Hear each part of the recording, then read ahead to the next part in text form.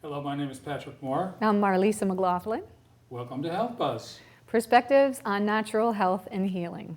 Well, today I have the pleasure and privilege of interviewing my co-host and colleague, Marlisa, who is a stellar holistic practitioner and an expert in sound therapy and energy healing medicine. And today Marlisa is going to explain and demonstrate the whole aspects of sound therapy. And I'm the lucky guy who gets the complimentary sound session. bath, it's called, right? Yeah, sound bath, sound immersive. So sound therapy, what is it? It's been used since the ancient times. Greek physicians used it in a very sophisticated manner to treat a lot of mental disorders. Today, scientists are confirming what the Greeks knew, that sound therapy has many applications in promoting holistic well-being, physical wellness, and in many different health applications. One thing that sound therapy is noted for is providing a very deep relaxation state to the patient or to the client, which can reduce stress and anxiety, which is, as you know, Marlisa, it's rampant in today's society with just getting over COVID and everything like that. Talk about stress. Financial, inflation, and things like that. One thing that sound therapy does is when the body is stressed out, it releases a lot of different cortisol, which can be very inflammatory. So sound therapy can reduce the stress, reduce cortisol, and excess cortisol can produce a whole cascade of different medical symptoms and illnesses. Another thing that it fascinates me is that sound therapy can actually affect our neurotransmitters. Dopamine, the feel-good transmitter, serotonin, relaxing antidepressant, and one of my favorite neurotransmitters, gamma-aminobutyric acid, better known as GABA, which inhibits the stress reactions. Another remarkable studies are coming out that sound therapy actually affects our microbiome. Isn't it fascinating? Yes, we did a whole show on the microbiome, which was amazing. That ecosystem inside of us that contains 100 trillion different bacteria that affect our immune system and our brain function and practically every aspect of our body. Recent studies are confirming sound therapy is helping with aches, pain management, dementia, Alzheimer's, disorders of spectrum, and autism too, right? So, Marlisa, how did you get involved in this world of sound therapy that I'm so much looking forward to learning about? How has that journey of yours brought you to this point? Because you've been involved in many different holistic aspects of healing. Yeah, the whole concept of sound has always been an underlying thing that sort of followed me through with the practice, but I had wanted to learn yoga. And so I took a yoga class, and then I moved to Iceland. I've talked about that before. And I moved to this remote little village on the northern coast. And I wanted to have someone to practice with, and there were no people to practice with. So I had a teacher fly up, and I hosted her, and I got a class together. And then when the teacher left, everyone was calling me and asking me when I'm going to hold the yoga class. And I said, I can't teach it. I'm just learning. So the town had, the labor department of the town had grants, and they sent me off to Kripalu Yoga Center in Massachusetts. I was in my first trimester of pregnancy. So the Icelandic Labor Department sent you to Massachusetts, back to America? Yes, they did. Because they knew I was going to come back and bring yoga and maybe a wellness studio and hopefully get that whole thing just more of a natural way. They didn't even know what yoga was when I got there. So you were one of the great stimulants to bringing yoga to the Viking kingdom of Iceland. Well, only in my little community in the north. People had done it in the south a little bit and over in the city. Yeah, and so I came back and I started to teach the yoga, and the whole community that in the yoga of the north, there was one woman in particular, my favorite, Helga. She was the teacher on the other side of town, basically west of an hour, and she was learning craniosacral therapy, so I got on that path with her, which helped me understand subtle energy and our connective tissue and energy. And then from there, it was a natural progression that I found this was the pivoting point. So the pivotal point was when I was working with clients and they were thanking me afterwards. Oh, thank you for healing me. And I always made it clear in the very beginning, I firmly believe that the body heals itself. You have your own healing powers and healing intentions within you. And I'm like a set of jumper cables on a low battery, right? I'm coming in and I'm supporting you with understanding the flows, ebbs and flows of energy. And I was trying to figure out, how can I get my clients to participate more without realizing fully that they were participating? So they didn't put their attention to, oh, am I doing something correctly or incorrectly, right? So it made a natural kind of a evolution of going into sound, because we can hear all the sounds, but what do we listen to? Yeah. Right? And so half the time you don't even realize you're hearing things. So it's active and it's passive. And I went and I learned how to tune the human biofield, our energy fields, with tuning forks. And that's what naturally just led me to It just evolved all of these beautiful, all these different experiences. Because I know you're such a well-respected healer, and developing a national, certainly in Connecticut, but perhaps a national reputation now as being a very unique healer, taking all these things you've learned together, all these different experiences, modalities of healing, and now you bring it into what I'm going to experience in my sound bath. So what is sound anyway? How do we define that, or how do we look at sound? well, and thank you for that. And I just wanted to add that every sound practitioner is going to offer something different. So if you have an experience, try to have other experiences too. Just like in any kind of modality, everyone brings something different into their process. Yeah. And different tools. Not everybody is going to be using all the tools. Maybe they're only going to use That's the different some. forms of yoga, different forms of different modalities, and all these healing processes. Exactly. And it brings us to that question. So what is sound? And it's just fascinating. It's the simplest thing. Sound is basically just a collision that creates a vibration. Here's a great, I love this. So there's the bell, and the clapper hits the side of the bell and creates a vibration. Now what is that? Out in the air are particles. Subatomic particles. That's what is in air. It's not thin and empty, right? And so these particles move from the surface of the bell in waves because they are colliding into the next particle, and they go out further and further away. And as you see at the top right, you can see a better version of those colliding particles. Those are sound particles. That creates the sound. So sound is a vibration, which is so cool, because you don't have to do, this is what I like about working with people, is that you don't have to, you can if you want to, but you don't have to go into the stories behind and it doesn't even have to be an illness. It can just be a sense of needing stress relief. Like you can just relax and let the vibrational impact help resolve what is going on in your own field that might be unstable. And those from vibrations stress. from sound are affecting your brain waves? Absolutely. Oh. One pure tone, the strike of a bowl with a pure tone, that's just a single frequency, can set the brain into alpha state immediately, which is the first level of meditation. And that's the neurotransmitter, gamma-aminobutyric acid, which is your relaxation neurotransmitter. So, my goodness, vibrations and sound have such an amazing effect.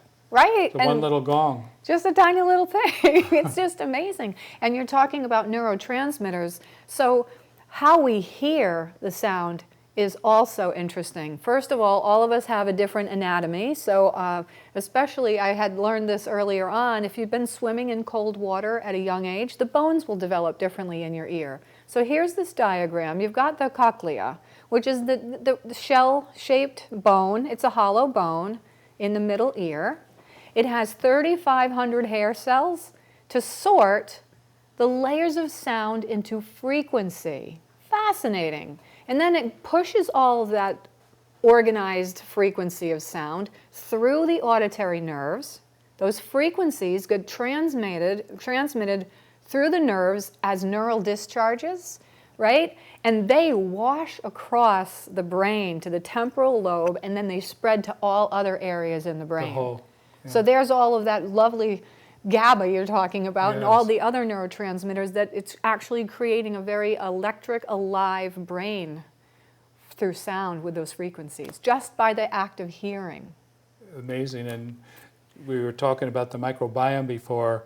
The studies going on with different vibrations and sounds, they're actually right now doing the studies of how it affects these 100 million bacteria right now. They said different forms of sounds and music have different effects on all these bacteria. Right? So there's new areas of exploration that are taking place right now, and how all these sounds affect so many aspects of our body.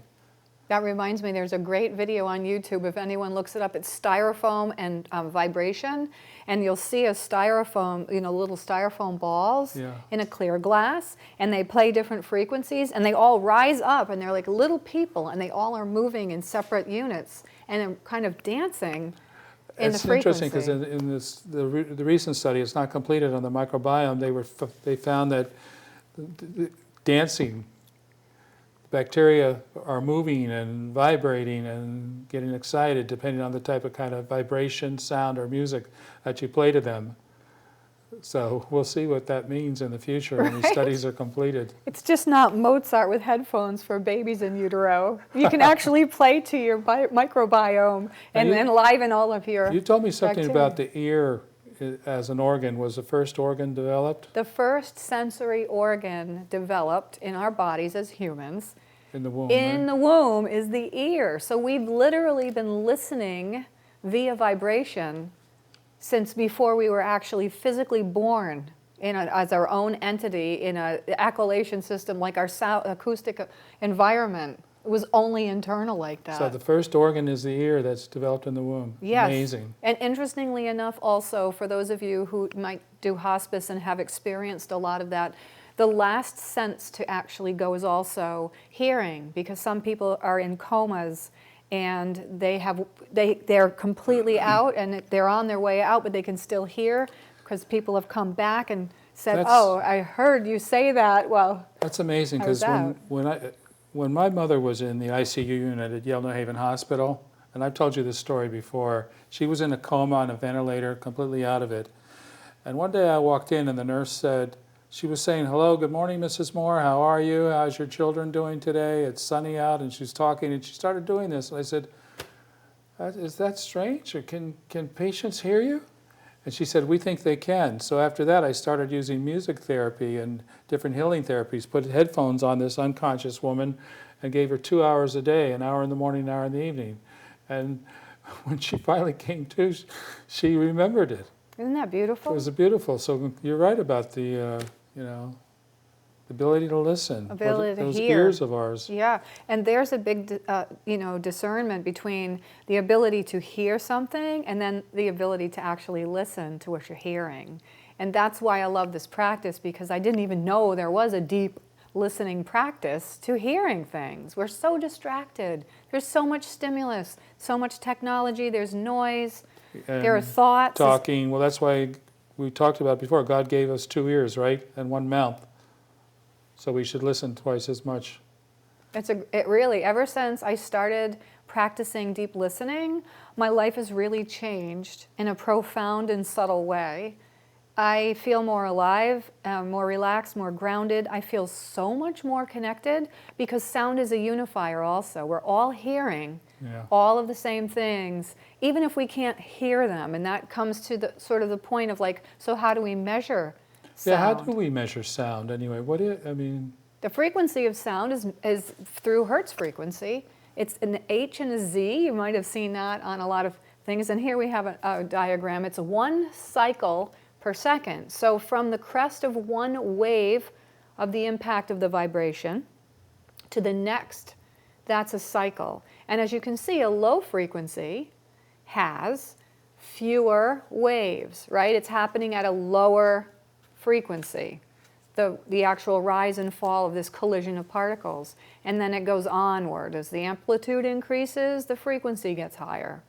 So it's basically the difference between the Hertz is frequency versus decibel, because many of us... Intensity, right? Right, and the intensity. We go to get hearing tests and we know about decibels and what's dangerous, like power tools have decibel Yes. warnings on them too. So there are People those go deaf two with long-term use, listening to too loud intense. music, Yeah. equipment, things like that, or military. Yes. Yeah. Yeah. We also were talking about the difference between, or asking ourselves, do men and women hear differently? And that's, of course, a big joking chuckle because we know people can respond differently to the same conversation, but the hearing can be different and it could have a lot to do with How are those that. vibrations, how are they received, man versus woman? I mean, a lot to be explored there. But how do we, there are different kinds of sounds, right? Yes, there are 3 types of sound. So there's the sound that we can all hear, and it's audible sound. For humans, you see it's 20 hertz up to 20,000 hertz. That's our range that we can actually hear. Now, infrasonic waves go below 20. And there's your friend the elephant. And that's the interesting thing, because I love elephants, and elephants can communicate at a frequency that we can't hear. They go from 14 to 35, and as you said, humans can't hear below 20, right? So when they go in that 14 to 20 range, they can communicate up to 6 miles It's fascinating. without us even knowing it. Whales as well. I remember when I was guiding I remember learning that there's like 500 kilometers that they can hear of the frequencies when they're sending underwater. Like Incredible. massive. And then of course you have the ultrasonic that you saw in the diagram. Yeah. And most of us are familiar with the fact that, bats are using their ultrasonics to, sonic powers to navigate. That's how they fly at night, through sound. This is a kind of a nice comparative too, that you can see which animals fall into which, because our domestic pets, cats and dogs, they also hear things we can't hear, and that helps us guard dogs and Yeah. cats, responding. But check out the difference between hearing and voicing. So when you look at the elephant, the red and the blue are almost the same, which means their voicing sound is almost as audible as their hearing sound to them, to their ears. And then go to the human, and we can hear up 20 to 20,000, but when we speak, our range is only 85 to 1100 hertz. A huge difference in what we can project outwards, but what we can take inwards. And that's also a fascinating point for deep listening practice. That's amazing. It really is. I'm just so fascinated with this all. Yeah. Yeah, thank you. So for sound, we talked about in the intro, sound therapy has been part of the human race since forever. It's so ancient. I've been going back even 40,000 years to the Aborigines. What's that instrument they Oh, the use? didgeridoo. We actually, I the think we have didgeridoo is that very long, it's like a hollowed out. like a hollowed out wood. horn We or have something like that. we actually, there it is. Yep, there's the didgeridoo. And what that does, that can take you in meditative states because it gives a low droning sound. So that frequency is very repetitive and deep, very internal when you're listening to it and when you're playing it, I'm sure, if you have enough air to keep breathing into it. But it sets you into a higher altered state of consciousness. It can, it doesn't automatically.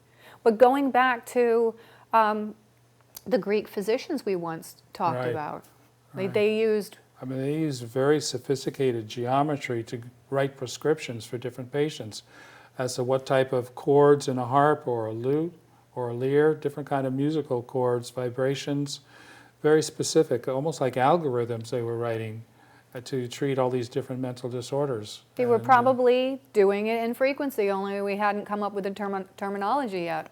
Because Yeah. that's what it is, it's just different frequencies. different frequencies for different mental disorders, and they're remarkable. And now we're seeing some of that being documented today and coming back as to the wisdom of the ancients. The wisdom of the ancients. We're almost repeating history in a way.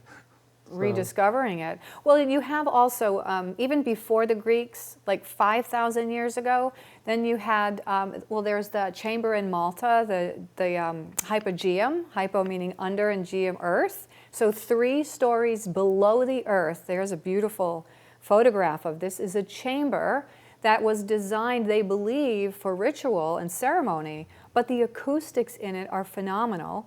And the design of it helps amplify the frequency and hold the echo. So it's an echoous chamber because of the density also, where an echo could last 8 seconds long. So it's believed, not proven yet as far as my research is concerned, that they were taking ritual ceremony deep into the chamber through vocal toning, which is a series of just vowel sounds being emitted through the exhale breath, right? To create the solid frequency, to get the brain, the alpha waves, and then higher into theta for meditation and altered consciousness. Pyramids, too, were built with echo chambers so they could develop or receive frequencies, maybe from the gods. We don't. Back and forth, we don't know. We don't know yet, but that was 3,000 years after the hypogeum, which is amazing because you think of the pyramids being like the essentials.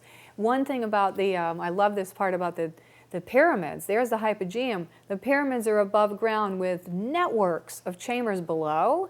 And some of those chambers were very sacred. In the innermost chamber, they were only allowed to bring 2 types of sound in there.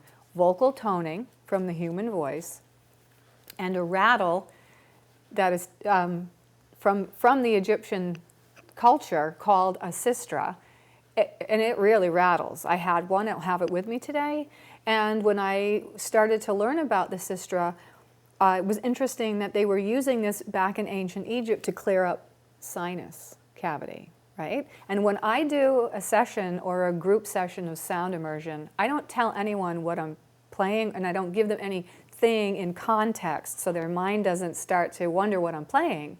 And I used the sistra, and then so afterwards people will talk, and someone said, what was that sound? And I brought the sistra up, and another person piped up and said, oh, when that sound came, my sinuses cleared, and I was astounded. Amazing. It was just proof in the pudding, and I didn't say anything. I wasn't suggesting anything. It was a natural reaction to the frequency. Isn't that cool?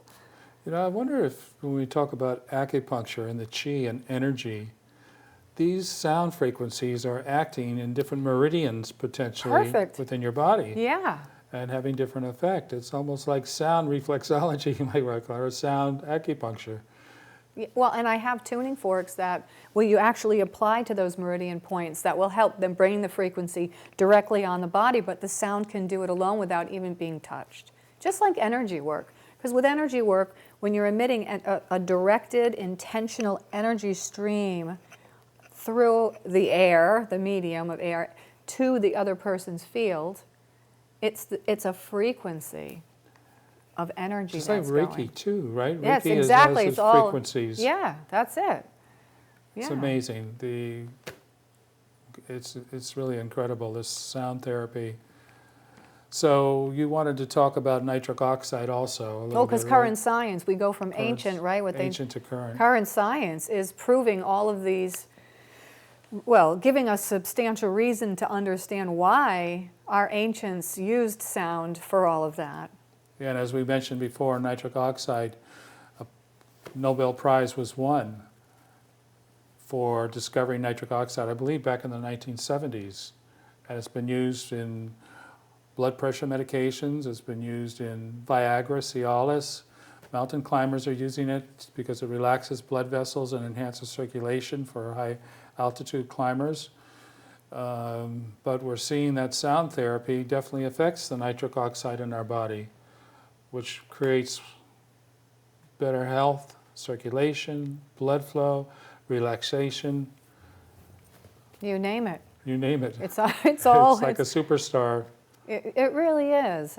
And just recently with some research, the studies of biosonics that have the tuning forks recorded data proving or showing, illustrating that there is a spike in nitric oxide when you have these frequencies applied. So it can be frequencies of any kind, and you don't need tools. You can actually just listen to bird song and really connect to the bird song or any kinds of sounds, even what you would judge as uncomfortable, because once you make them part of your sonic environment, they are not offensive. They're not colliding with you because you're bringing them in and you're letting the sound just penetrate and flow through you. Yeah, we're even seeing this in a lot of commercials. You've probably seen this on television for beet juice, or beets. Beet powder supplements are very popular, and all they do is talk about how it's one specific vegetable that promotes nitric oxide, so it's a superstar in the field of nutrition right now. Oh, that's Foods that interesting. can promote nitric oxide. So a tangible and a non-tangible way to release nitric oxide. And some of the nutrients I've used in my skincare products that I developed actually also, like alpha lipoic acid, there are a few specific nutrients that create nitric oxide for the skin, because more circulation to the skin brings more nutrients to the skin, healthier complexion, so they look as lovely as you. Well, I used the cream. That's right, you But do. as you're talking, I'm realizing that when I do put the cream on, and I love the cream, I feel the circulation. I can actually feel and sense my skin come alive and become nourished. Nitric oxide. I So did. There I'm you looking forward to my nitric oxide sound bath. Right, and that's a really good point to ask, well, what is a sound bath? Because a lot of people ask, well, it's becoming more mainstream now, but do I have to be naked for a sound bath? Is this something, am I going to get wet? Because it's bath. But think about sun bath, sound bath. We're just immersing ourselves in sound. So a sound bath, or what I like to call sound immersion, is a full body, wholly immersive. It's a fully immersive, whole body experience of sound. And the more that you are not thinking about what you're hearing, and you are feeling into how that sound is affecting your body, the more relaxation, the more release of nitric oxide, and the deeper you'll go, and the brain waves get into the higher frequencies for meditation faster. My teacher, Sarah Oster, she's really brilliant in this field.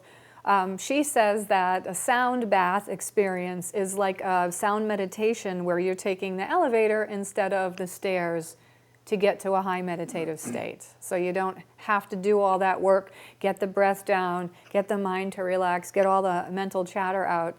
It's just a matter of listening and feeling into the tones and frequencies and letting the body do it. This is really important for me, as I completely believe that sound is an adaptogenic.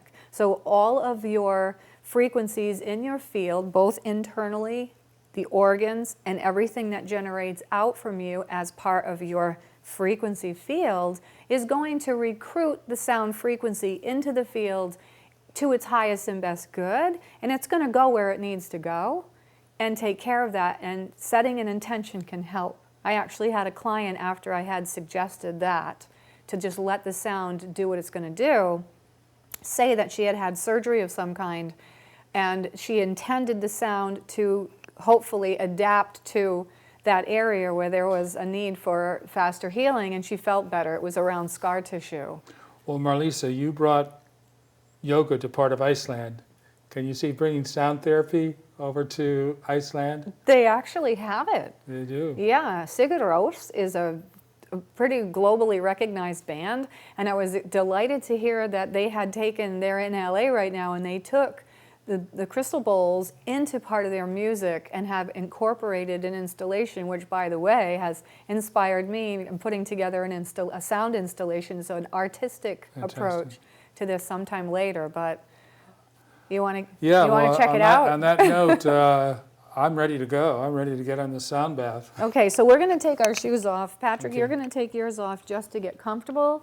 I like to take mine off just to ground. I don't like to work in shoes with this work. We have energy that comes up from the earth, and that's very grounding and supports your electrical system. So, no shoes. Okay, you're training me as to how to get up here. Oh, hold on, we have to move the table. Okay. So we're going to come, remember, we're going to come down this way. Now, something to note, folks, is that I have no idea what of these instruments I will be using. I have no idea which order I'll be using them. Patrick's energy field, this is how I work, will recruit me. So I'll just take a few moments and we'll take some breath, and then I will just naturally go over there and figure out I won't even figure anything out. I'm just going to try to get into a meditative flow state where my brain is relaxed enough to connect to Patrick, and you're just going to lie there and relax if you can. How do you feel? Are you comfortable? Very nice. Okay, so we're just going to take a few breaths. And this is just like a sample session because they could last. Yeah, these an hour. sessions can, Yeah. just a client session can be a half hour, an hour longer if you like, an hour and a half. And in a sound bath or a sound immersive event, this is not done on a table. People typically are on yoga mats with blankets and pillows and all cozy on the floor. And I don't go into anything physical with people. A sound immersive event with me is basically only just vocal leading guidance into a meditative state, and then I stop talking and only the frequencies come to the person, and then I'll kind of encourage you out. So Patrick, I just want you to just let your head just sort of lop from side to side to keep your head heavy, let your neck and shoulders relax. There you go. Kind of move around in places that feel like, oh, I think I could feel a little bit more comfortable. I feel good now. Okay, so then you just want to, let's just take a nice cleansing breath. So you're going to breathe in through the nose and push out through the mouth, like you're blowing out a candle. There you go. That also helps with discharge of electromagnetic particles. That's why we want to, the other breathing that you might associate more with yoga is to establish a rhythm and more of a control to get homeostasis, like more balance in your system, slow your levels down, get the stress down, or to get regulated enough to have more energy. So what we're doing is just a cleansing, and then I just want you to be aware of the breath.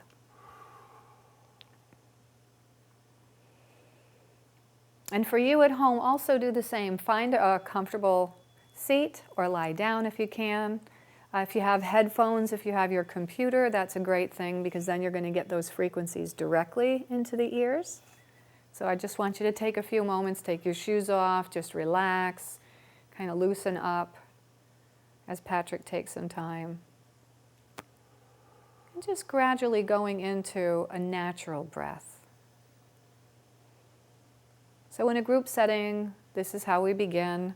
And we do vocal toning, which is pretty simple. It's just a breathing in. And I like to start with a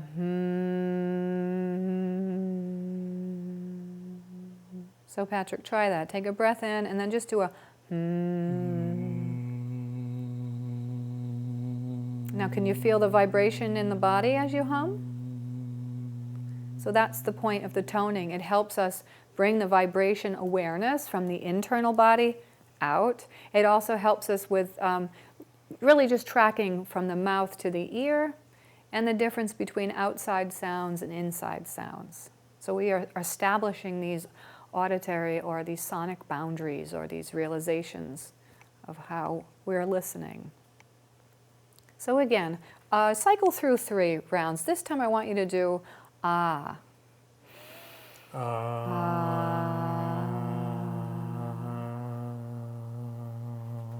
Natural breath in, and again. You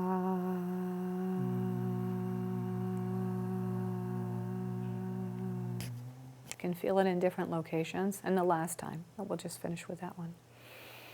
Again? Yep, just one more. And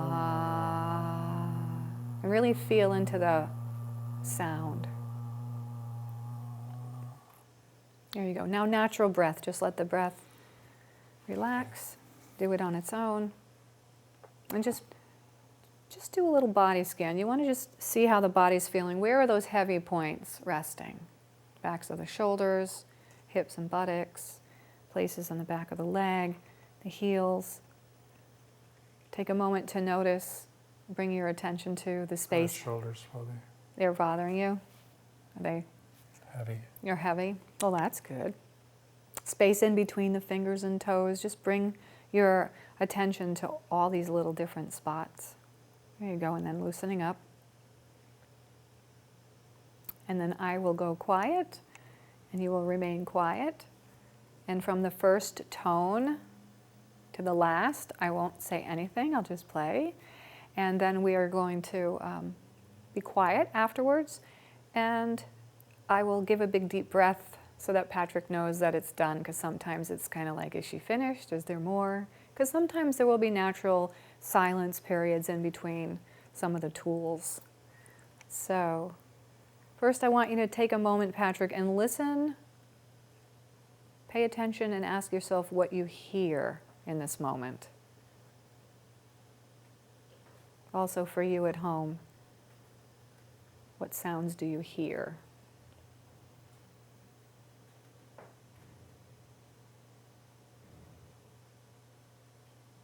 And let's just take a big deep breath, and a cleansing breath, so like you're clearing the palate, just out with that.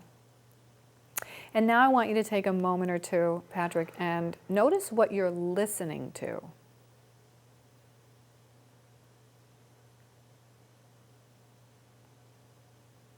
This is the really exciting part about a deep listening practice, because what we hear and what we choose to listen to can be very different.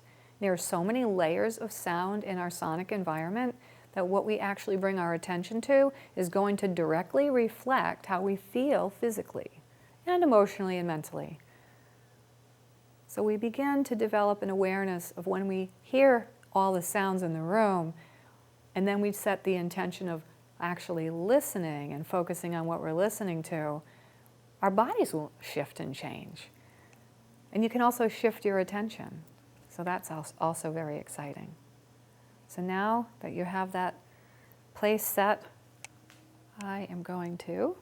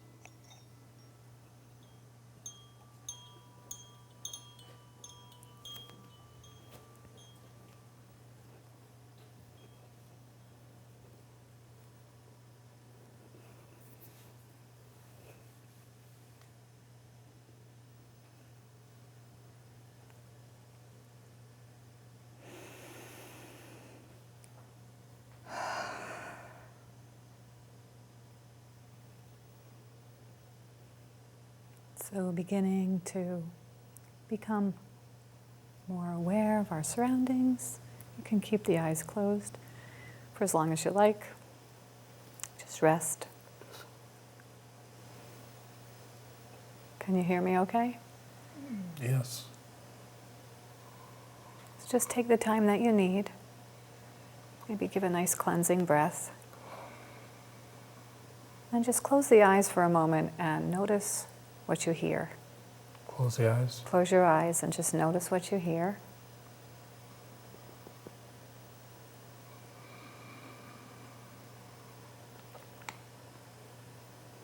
And then now notice what you're listening to.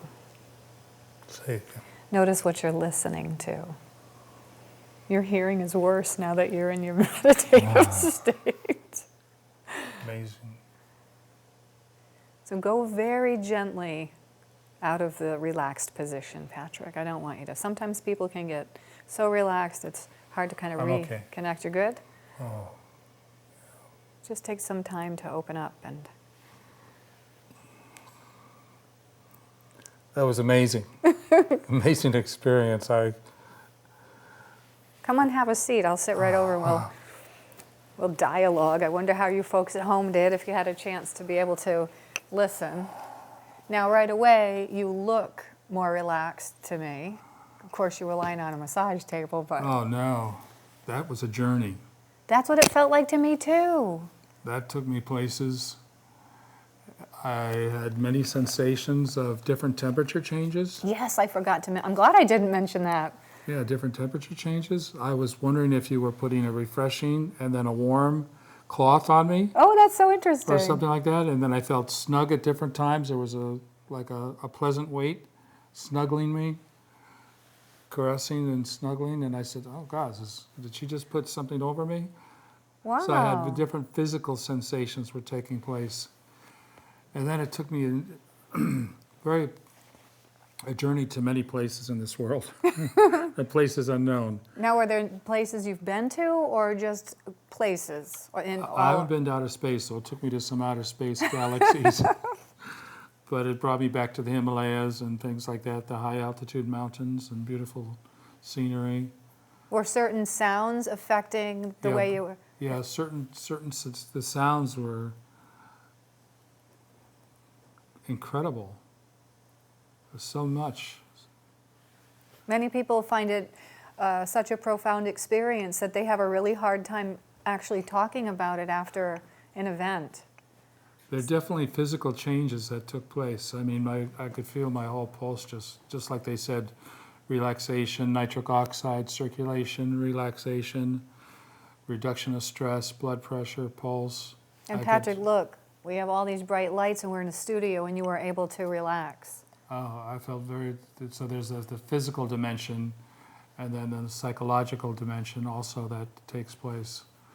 I also had, for a moment, a connection with ancestors. It actually brought me back in time Wow, into ancestors. that's so interesting. Like primordial, almost, it's like touching something in the brain that is primordial, going back to the origin of life on this earth. So That was only 20 minutes. I can't imagine how I Patrick would be had no afterwards. idea. I was a complete loss of time, or didn't have any sense of time.